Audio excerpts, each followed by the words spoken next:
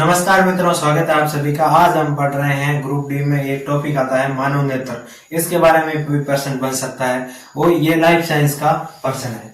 मानव नेत्र, इसके पहले तो संरचना देखेंगे, फिर यहाँ पर इससे कौन कौन से मोस्ट इंपोर्टेंट प्रश्न बनते हैं जो कि एग्जाम में पूछे जा सकते हैं, उसके बारे में बात करेंगे। तो सबसे पहले हम देखेंगे कि मानव नेत्र हमें इस प्रकार से नजर आता है, जिसके अंदर हमारे पास अलग अलग भाग है, जिसके बारे में हम चर्चा करेंगे। मानव नेत्र में सबसे पहला भाग हम कह सकते हैं वो है दृष्टि पटल। दृष्टि पटल जहां पर प्रतिबिंब बनता है, यहाँ पर जहां पर किसी भी वस्तु को देखने पर जो चित्र बनता है वो यहाँ पर दृष्टि पटल पर बनता है, जिसके बाद में हमें दिमाग की तरफ संदेश जाता है। और फिर मान ले यहाँ से कोई प्रकाश की किरण आई, जो चित्र हम देख रहे हैं वो इस लेंस से पार होते हुए यहाँ पर टकराएगी और फिर यहाँ पर जो चित्र बनेगा उसको हम देखेंगे, तो वो होता है प्रतिबिंब, जो हमें वास्तव में आगे नजर आता है।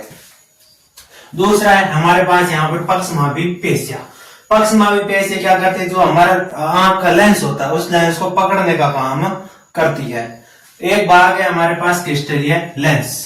क्रिस्टलीय लेंस, इसकी वजह से जो भी प्रकाश की किरणें आएगी वो प्रकाश की किरणें रेटिना पर फोकसित होगी, या फिर जो प्रकाश की किरणें वस्तु से टकरा कर आई है वो इस से गुजरेगी। इससे गुजरने के बाद में वो प्रकाश की किरणें यहाँ पर टकराएगी, जिससे यहाँ पर चित्र बनेगा। तो ये है हमारे पास क्रिस्टलीय लेंस का काम, जो प्रकाश की किरणें वस्तु से टकरा कर आई है उसको रेटिना पर पहुंचाना। तो क्रिस्टलीय लेंस होता है, ये क्रिस्टलीय लेंस उत्तल लेंस होता है। जो मानव नेत्र होता है उसके अंदर उत्तल लेंस होता है, जो कि तीन नाम कह सकते हैं, क्रिस्टलीय लेंस, अभिनेत्र लेंस या फिर उत्तल लेंस। एग्जाम में ऑप्शन में उत्तल लेंस ज्यादा पूछा जाता है कि भाई मानव नेत्र में किस प्रकार का लेंस होता है, तो वो होता है उत्तल लेंस। अगला भाग है हमारा परितारिका। परितारिका देखो, यहाँ पर हमारी आंख दिख रही होगी, आंख के अंदर साइड में देखेंगे तो हमारे पास एक गोल गोल चक्री नजर आएगी। वो चक्री क्या है, परितारिका है।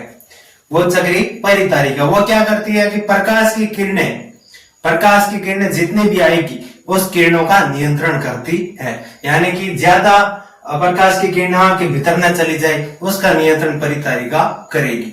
इसके बाद में पुतली, जो ये तारा नजर आ रहा है आंख के बीच में, ये तारा है हमारी पुतली। यह पुतली क्या करती है, प्रकाश की किरणें कितनी अंदर गुजरेगी उसकी संख्या का नियंत्रण ये करती है।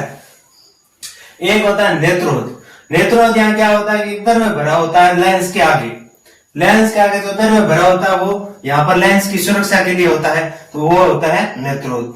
एक होता है कचाप दर्व, जो कि आंख के भीतर भरा हुआ दर्व होता है। ये जैली प्रकार का दर्व होता है जो आंख के भीतर भरा हुआ होता है। ये क्या करता है, ये आंख की जो आकृति है उस आकृति को निश्चित बनाए रखता है। तो ये मानव नेत्र के कुछ भाग थे जिसके बारे में हमने चर्चा की है।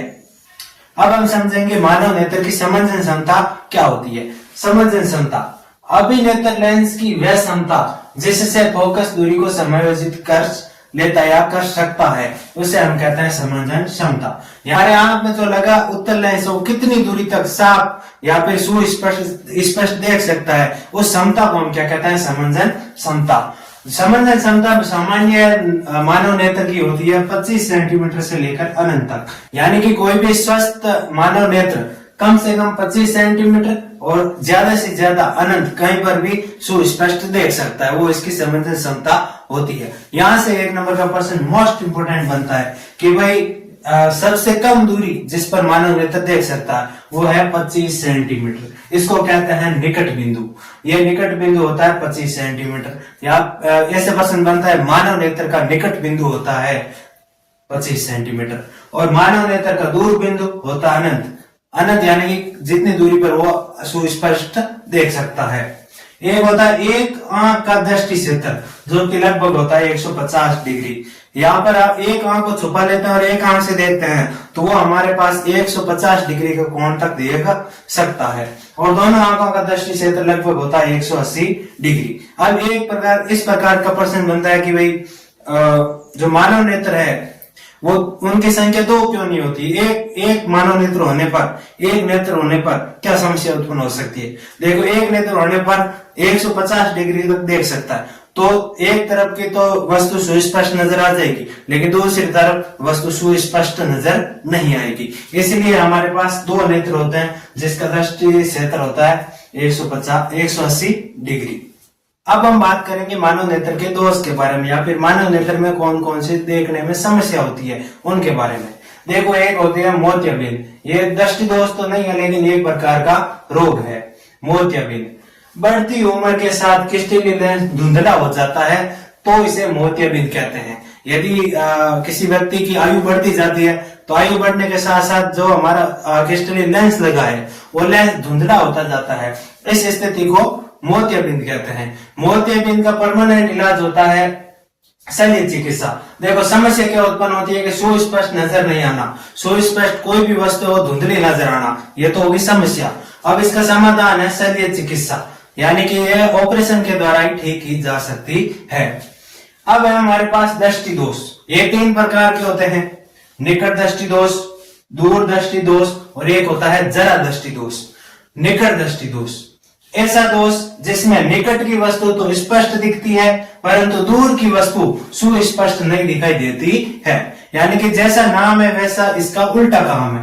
यानी कि निकट दृष्टि दोष होना तो यहाँ पर चाहिए था कि निकट की वस्तु नहीं दिखनी चाहिए थी, लेकिन नाम के अनुसार इसका काम नहीं है। जैसे निकट दृष्टि दोष तो मतलब निकट की तो स्पष्ट नजर आती है लेकिन दूर की जो है स्पष्ट नजर नहीं आती है वस्तु। तो ये तो है इसकी समस्या। इसका समाधान है अवतल लेंस, यानी कि अवतल लेंस लगा हुआ चश्मा जो है इसका समाधान है। अवतल लेंस वाला चश्मा लगाएंगे तो इस समस्या का समाधान किया जा सकता है। दूसरे हमारा दोष है दूर दृष्टि दोष। ऐसा दोष जिसमें दूर की वस्तु तो स्पष्ट नजर आती है लेकिन पास की वस्तु सुस्पष्ट नजर नहीं आती है। इस प्रकार के दोष को कहते हैं दूर दृष्टि दोष। इसका समाधान होता है उत्तल लेंस, यानी कि उत्तल लेंस का जो चश्मा होता है उसको लगाने पर यहाँ पर इस समस्या से समाधान पाया जा सकता है। तीसरा दृष्टि दोष है जरा दृष्टि दोष। जरा दृष्टि दोष में ये एक ऐसा दोष है जिसके अंदर न तो पास की कोई वस्तु सुस्पष्ट नजर आती है और न ही दूर की वस्तु कोई सुस्पष्ट नजर आती है। यानी कि पास में भी धुंधला ही नजर आता है और दूर में भी धुंधला ही नजर आता है। इस प्रकार के दोष को कहते हैं जरा दृष्टि दोष। इस दोष का समाधान है द्विफोकसित लेंस, यानी कि ऐसा चश्मा जिसके अंदर अवतल और उत्तल दोनों ही लेंस लगे हुए होते हैं। इस प्रकार का चश्मा हमें यहाँ पर काम में लिया जाता है। एक आजकल चश्मे को अवॉइड करने के लिए हमारे पास आते हैं सस्पष्ट लेंस, यानी कि छोटे छोटे लेंस होते हैं जो हाथ से भी आंख के अंदर लग जाते हैं। ये भी एक प्रकार का समाधान है। अब हम बात करते हैं मानव नेत्र के रिलेटेड महत्वपूर्ण प्रश्न जो कई बार बनते हैं। रेटिना पर प्रतिबिंब बनेगा। रेटिना पर प्रतिबिंब हमेशा बनेगा, वास्तविक व उल्टा। और दूसरा प्रश्न है मानव नेत्र में लेंस। मानव नेत्र में हमेशा लेंस लगेगा, उत्तल लेंस जो कि लगा हुआ होता है। आंखों का अलग अलग रंग किसके कारण नजर आता है? जैसे किसी की आंखें थोड़ी सी भूरे रंग की है या किसी की रंग थोड़ी हरे रंग की है तो वो परितारिका का रंग होता है। अगर परितारिका का रंग हरा है या फिर परितारिका का रंग भूरा है तो आंख भी उसी रंग की नजर आएगी। चौथा प्रश्न है नेत्र गोलक का व्यास कितना होता है? यानी कि गोले का जो हमारा जो आंख का गोला है उसका व्यास कितना होता है? वो लगभग होता है 2.3 सेंटीमीटर। पांचवा प्रश्न है आंख किस रंग के लिए अधिक सुग्राही है? यानी कि आंख कौन सा रंग अच्छे से देख सकता बिना किसी परेशानी के? वो है हरा रंग।